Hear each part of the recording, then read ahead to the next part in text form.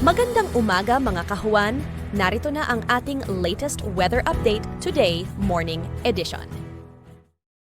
Ngayon ay January 30, 2024 at narito ang update ukol sa maging lagay ng panahon sa susunod na 24 oras.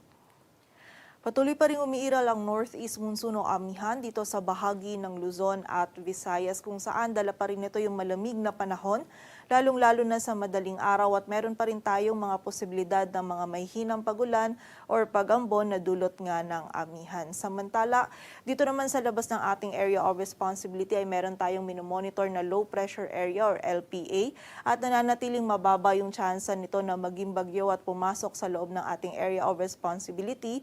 Ngunit yung trough or extension nito ay nagdudulot ng mga pag-ulan dito sa malaking bahagi ng Mindanao, lalong-lalo na sa silangang bahagi nito. So pag-ingat po para sa ating mga kababayan dyan sa banta ng mga pagbaha at pagguho ng lupa.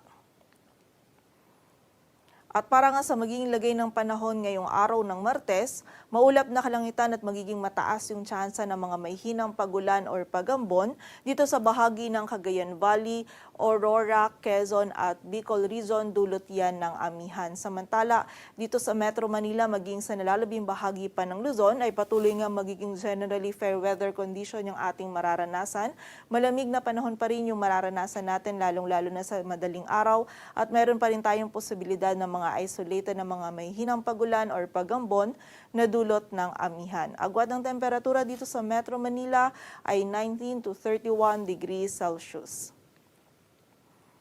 Samantala sa bahagi naman ng Visayas at Mindanao, dito sa mga bahagi ng Samar, Northern Samar, Eastern Samar maging sa Leyte, ay makakaranas din tayo ng mataas na tsansa ng mga may hinang pagulan or pagambon na dulot pa rin ng amihan. Samantala, dito sa bahagi ng Palawan, Western Visayas at Central Visayas ay patuloy din magiging bahagyang maulap hanggang sa maulap yung ating kalangitan at meron din tayong mga posibilidad pa rin ng mga isolated na mga may hinang pagulan or pagambon na dulot pa rin ng amihan.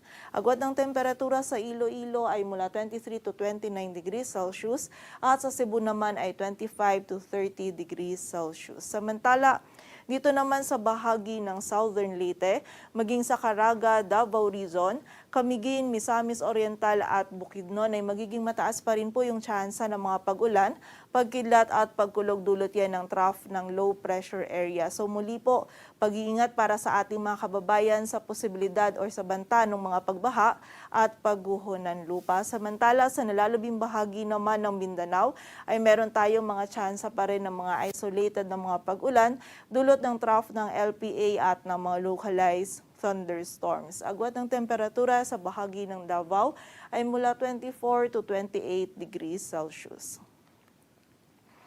At para naman sa lagay ng dagat baybayin ng ating bansa, dulot pa rin ng amihan ay meron pa rin tayong nakataas na gale warning sa northern coast ng Camarines Norte, eastern coast ng Albay, sa northern at eastern coast ng Sorsogon, maging sa northern Samar, eastern Samar, Samar, Biliran, Leyte, Southern Leyte, maging sa bahagi din ng Dinagat Island, Surigao del Norte kasama na ang Siargao at Bukas Grande Islands, Surigao del Sur maging sa eastern coast ng Davao Oriental kung saan mapanganib pa rin po yung pagpalaot para sa ating mga kababayang mangingisda pati na rin yung may mga maliliit na sasakyang pandagat.